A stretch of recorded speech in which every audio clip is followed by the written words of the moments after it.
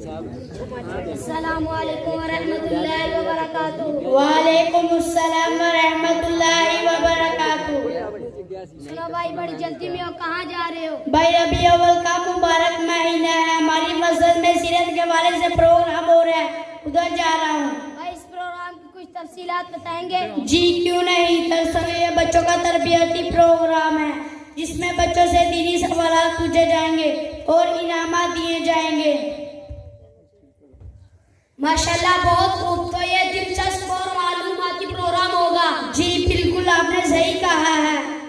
پھر جاتے جاتے مجھے سیرت کی کچھ باتیں بتاتے جائیں۔ جی پوچھیں، جو بات مجھے معلوم ہوگی انشاءاللہ ضرور بتاؤں گا۔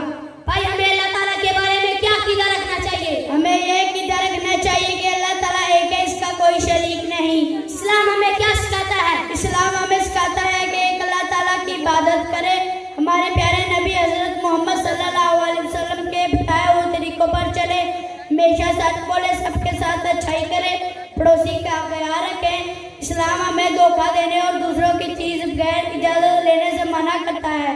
اسلام کا پہلا کلمہ کیا ہے؟ اسلام کا پہلا کلمہ ہے لا الہ الا اللہ محمد رسول اللہ۔ ہمارے نبی صلی اللہ علیہ وسلم کا نام کیا ہے؟ ہمارے نبی صلی اللہ علیہ وسلم کا نام حضرت محمد صلی اللہ علیہ وسلم ہے۔ ہمارے نبی صلی اللہ علیہ وسلم کب پیدا ہوئے؟ ہمارے نبی صلی